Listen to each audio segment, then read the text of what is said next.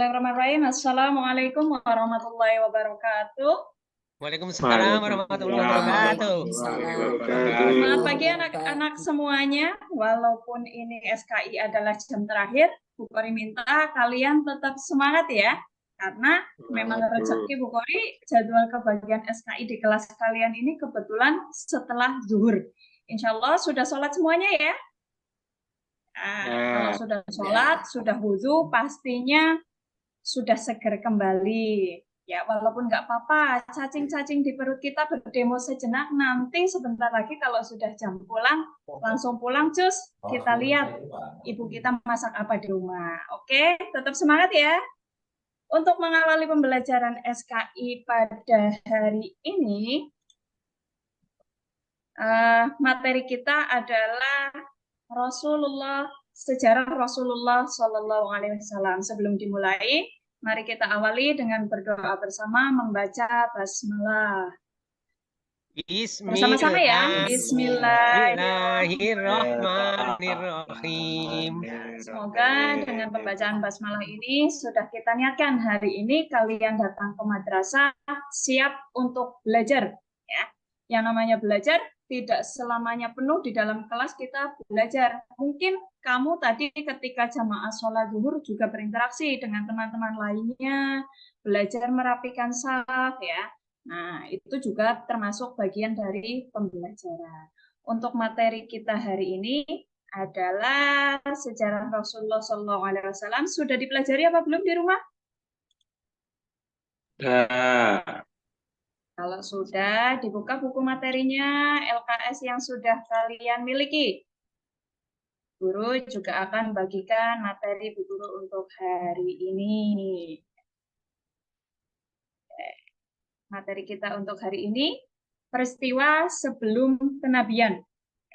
Jadi, Rasulullah Muhammad SAW disebut sebagai nabi yang terakhir. Apakah sebelum Rasul ada nabi-nabi yang lainnya?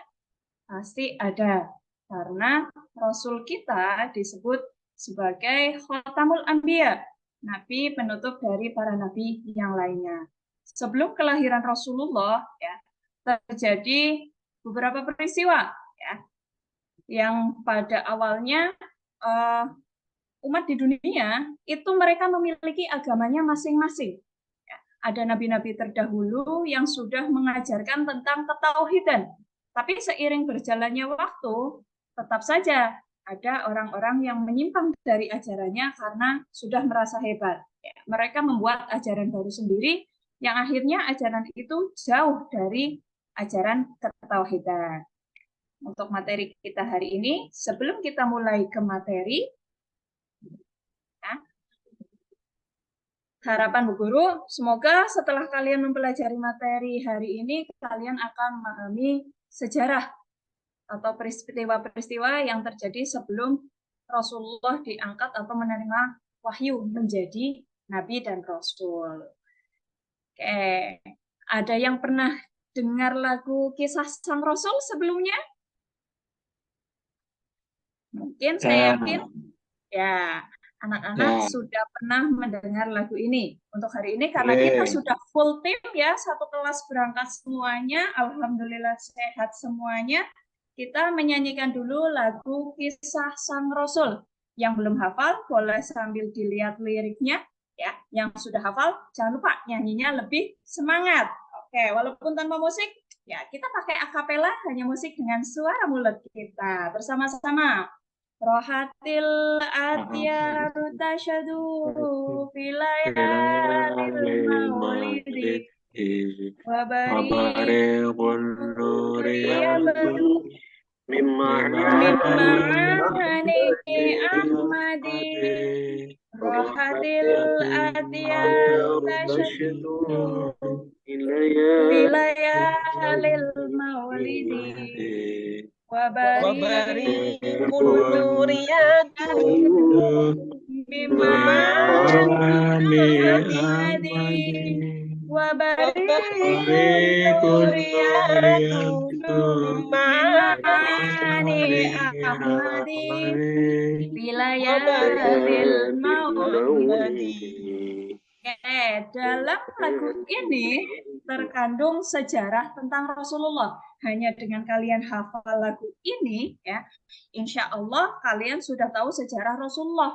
Gak apa-apa, mungkin saat ini kalian hanya hafal liriknya, belum paham apa isi dari lirik tersebut. Dengan pelajaran SKI ini, Bu Guru yakin nanti setelah ini kalian akan paham tentang sejarah Rasulullah sesungguhnya, bukan hanya hafal lagunya saja. Ya. Orang tua Rasulullah, ayahnya bernama Abdullah, nama ayahnya, Aminah ibundanya. Nah, kan sudah tahu ya, dari liriknya seperti itu sudah diketahui silsilah tentang Rasulullah. Nah, ini lirik lengkapnya nanti bisa dihafalkan lagi. Kalau kalian sudah hafal, insya Allah pelajaran ini kalian dapat nilai 100 nanti saat ulangan. Oke, kita masuk ke materi kita. Ya, materi kita kelahiran sang Rasul. Rasul kita Nabi Muhammad SAW. Ya, ketika Rasulullah hampir ini ya, ketika Rasulullah hampir lahir ke dunia, ya, terjadi suatu peristiwa besar, ya, terjadi suatu peristiwa besar di Jazirah Arab, tepatnya ada di Mekah, di mana di Mekah terletak Ka'bah.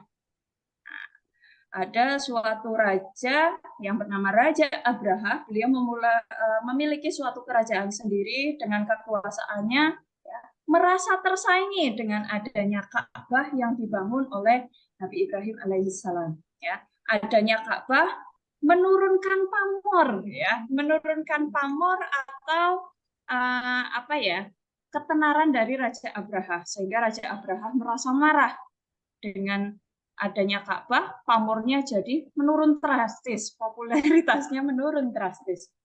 Nah, ini Rasulullah Muhammad SAW lahir pada hari Senin, pada tanggal 12 Rabiul Awal, biasanya disebut dengan tahun gajah, karena ketika lahirannya bertepatan dengan peristiwa penyerangan Raja Abraha tadi menggunakan gajah, pasukan gajah, sehingga disebut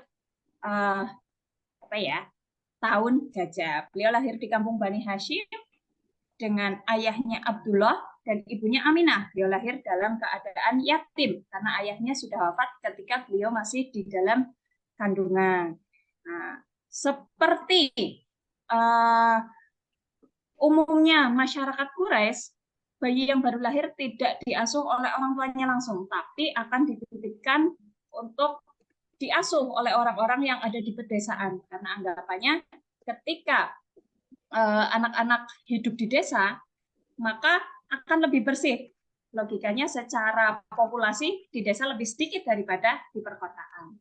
Nah, ketika masih kecil, beliau diasuh dan disusukan kepada Halimatus Sa'diyah. Kemudian setelah berusia 4 tahun, beliau kembali kepada ibunya, diasuh pada ibunya, dan sempat diasuh selama 2 tahun, tapi beliau menjadi piatu. Ibunya wafat ketika berkunjung ke makam kakeknya.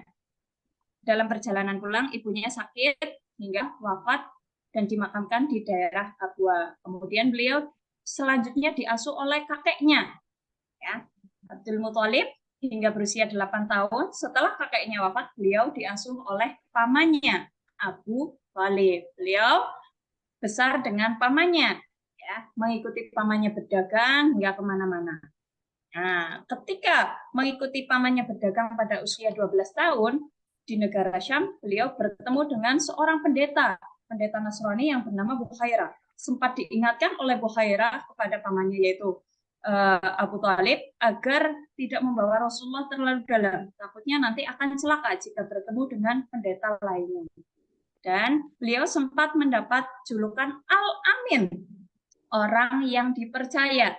Ketika Ka'bah direnovasi, waktu itu sempat terjadi perseteruan antara para pemimpin suku Quraisy. Mereka berseteru ingin menyelesaikan renovasi Ka'bah, tapi semuanya beranggapan memiliki hak untuk mengembalikan Hajar Aswad. Rasulullah muncul sebagai penengah dan memberikan solusi yang jitu atas masalah ini.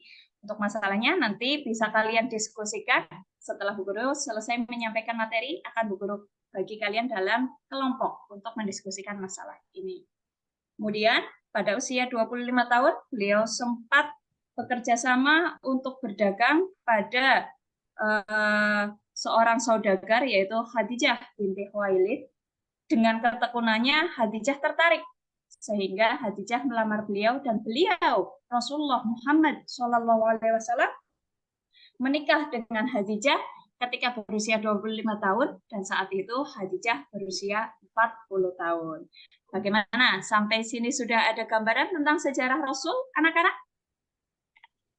Jika nanti ada yang kesulitan, akan Bu Guru sampaikan setelah materi selesai. Bisa disepakati? Bu Guru lanjutkan dulu peristiwa kerasulan. Ya, peristiwa Rasul diangkat menjadi nabi. Itu ketika beliau sering berhalwat. Ya, kalau sekarang mungkin orang sekarang ngomongnya sering galau. Nah, beliau galau menghadapi umatnya karena banyak umatnya yang masih menyimpang, suka bermaksiat. Sehingga beliau sering menyendiri untuk mendapatkan solusi, menemukan solusi bagaimana cara menghadapi umatnya yang suka bermaksiat. Pada suatu malam ketika beliau sedang berkhulwat di Gua Hira, turunlah seorang, Rasulullah menganggapnya itu orang, padahal saat itu yang turun adalah malaikat Jibril. Ya, atas utusan Allah Subhanahu wa taala, malaikat Jibril menyampaikan waktu, "Iqra ya Muhammad." Padahal saat itu Muhammad terkenal sebagai orang yang ummi, buta huruf. Beliau tidak bisa baca tulis. Ya. Diperintahkan turunlah surat Al-Alaq ayat 1 sampai 5. Pastikan kalian nanti menghafal ayat ini ya untuk memahami apa yang terkandung dalam ayat ini. Rasulullah setelah menerima wahyu melaksanakan misi dakwah sebagai rahmat bagi alam semesta atau rahmatan lil alamin, juga sebagai pembawa kedamaian dan pembawa kemajuan bagi masyarakat di sekitarnya, rahmatan lil alamin bagi seluruh umat di dunia. Jadi tidak hanya untuk umatnya sendiri, tapi juga untuk umatnya di seluruh dunia hingga akhir zaman. Nah, itu materi kita hari ini. Setelah ini, silakan nanti membuat kelompok, kalian diskusikan untuk materi-materi yang tadi sudah Bu Kori sampaikan. Sebelumnya ya, setelah selesai berdiskusi, nanti kalian kerjakan latihan soalnya. Ya, kalian kerjakan latihan soalnya yang sudah bawa gadget hari ini, dipersiapkan, silakan nanti klik link yang sudah Bu Kori sampaikan. Jangan lupa diskusinya diselesaikan. Bu Guru ulas presentasinya pada pertemuan yang akan datang. Untuk pertemuan yang akan datang, nanti kita lanjutkan dakwah Rasulullah di Mekah. Pastikan sebelum masuk ke pertemuan yang akan datang, materi ini sudah kalian pahami, untuk tugasnya sudah kalian selesaikan dan sudah dikirim jawabannya. Seperti itu anak-anak, ya. Untuk materi kita hari ini, semoga tetap semangat. Nanti langsung pulang ke rumah, jangan lupa tetap semangat, jangan mampir-mampir. Kalau mau bepergian, jangan lupa berpamitan. Terima kasih untuk hari ini. Wallahul muwaffiq ila aqwamit thoriq. Mari kita akhiri dengan bacaan hamdalah bersama. Alhamdulillahirabbil alamin. Banyak salah dan kurangnya mohon maaf. Wassalamualaikum warahmatullahi wabarakatuh. Waalaikumsalam warahmatullahi wabarakatuh. Jangan lupa yang piket tetap piket dulu di kelas ya. Kelasnya dirapikan baru pulang. Bekerja sama bersama-sama. Iya, Bu Guru.